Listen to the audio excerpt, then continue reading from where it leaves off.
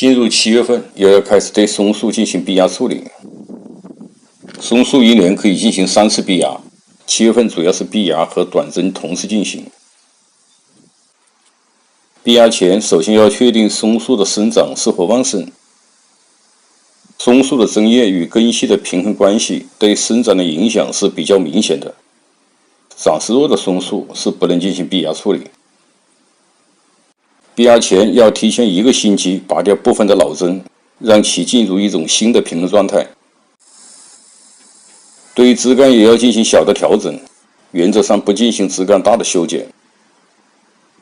调整主要是针对新长出来的枝条，保持舒适，也便于逼压修剪的时候看得更清楚。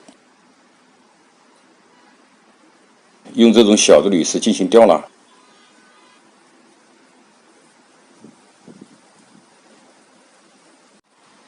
也可以进行适当的攀扎，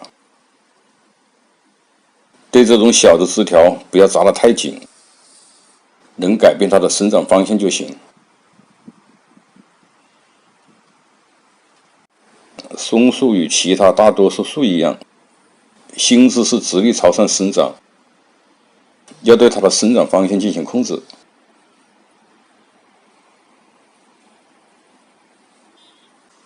对这些侧枝的吊扎是以所形成的枝盘为基准的，吊扎基本保持在一个水平状态。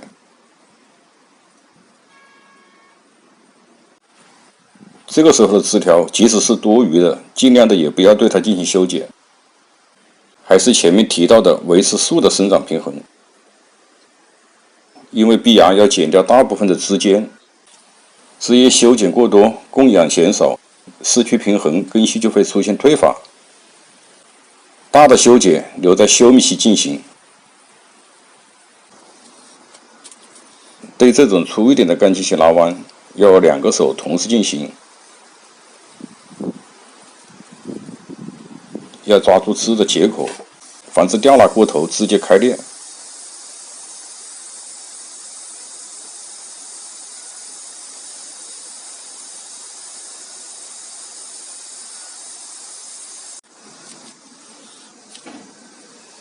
把它带紧。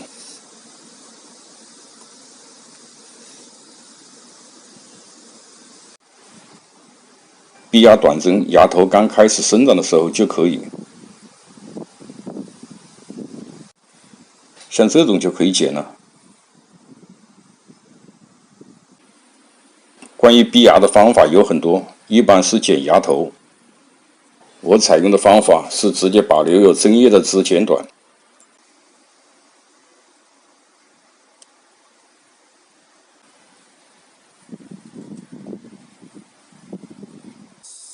这种方法简单，前提是逼压前要拔掉部分的针叶，而且树势一定要生长旺盛。